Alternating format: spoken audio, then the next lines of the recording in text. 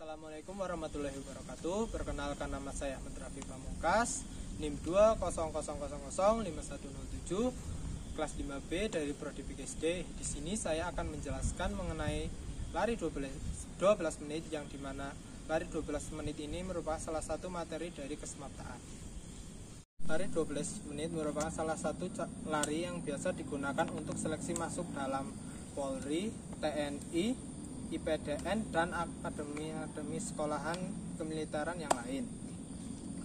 Lari 12 menit ini memiliki fungsi atau manfaat, yaitu untuk mengetahui volume oksigen yang bisa diproduksi dalam tubuh setiap menitnya. Jadi pada saat kita berlari, kita bisa mengetahui seberapa besar oksigen yang dapat kita produksi dalam tubuh kita. Ya, untuk selanjutnya di sini saya akan menjelaskan mengenai cara agar kita bisa bertahan dalam lari 12 menit, yaitu agar tubuh kita bisa bertahan lebih lama dan tidak mudah pengap. Yang pertama yaitu kita melakukan pemanasan sebelum lari 12 menit. Pemanasan yang baik kita bisa lakukan selama 20 menit, yaitu mulai dari pemanasan kepala, tangan, kaki. Terutama kaki, kita harus maksimalkan pemanasan dalam kaki. Untuk selanjutnya yaitu mengatur pernafasan. Pernafasan yang baik untuk melakukan lari 12 menit yaitu pernafasan perut.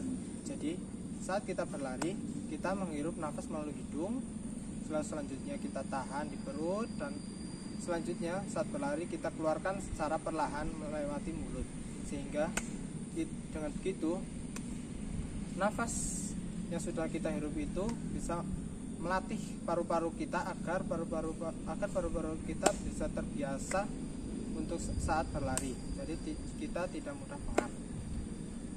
Untuk selanjutnya, saat kita berlari, saat kita sudah mulai lelah, kita bisa melakukan pernafasan yang berpusat di hidung, yaitu saat kita menarik nafas melalui hidung dan keluarkan juga melalui mulut. Itu saat kondisi badan kita sudah mulai lelah dan nafas kita juga sudah mulai pendek. Yang selanjutnya, yang ketiga, yaitu mengatur posisi tubuh saat berlari. Saat kita berlari, usahakan tangan dan kaki kita jaraknya tidak terlalu jauh. Jarak antar kaki atau langkah kita juga tidak terlalu jauh. Posisi tangan saat berlari membentuk sudut 90 derajat. Dan yang paling penting yaitu tubuh kita saat berlari itu tidak membungkuk atau tegap. Jadi seperti ini saat berlari. Sehingga saat kita berlari badan kita sudah terbiasa dan kita tidak mudah pengap karena pernafasan kita bisa lancar. Yang terakhir atau yang keempat yaitu mengatur pola makan dan tidur. Sebelum kita berlari, kita harus mengonsumsi makanan secukupnya, terutama kita harus menjauhi makanan yang berat, berminyak, dan juga berminyak.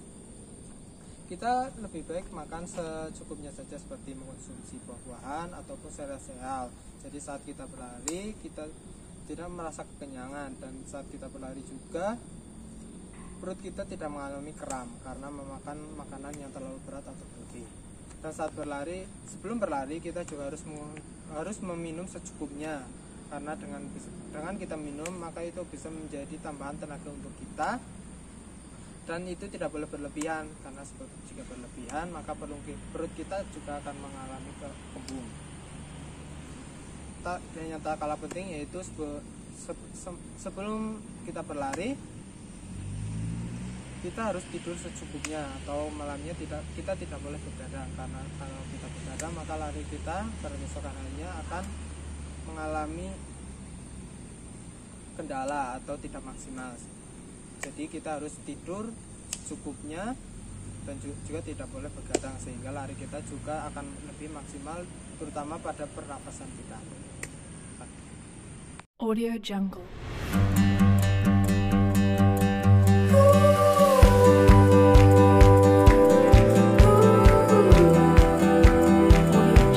Ya, demikian adalah materi lari 12 menit yang bisa saya sampaikan. Kurang lebih saya mohon maaf. Terima kasih kalian sudah menonton. Mohon maaf bila terdapat kesalahan kata ataupun perbuatan, saya mohon maaf. Wassalamualaikum warahmatullahi wabarakatuh.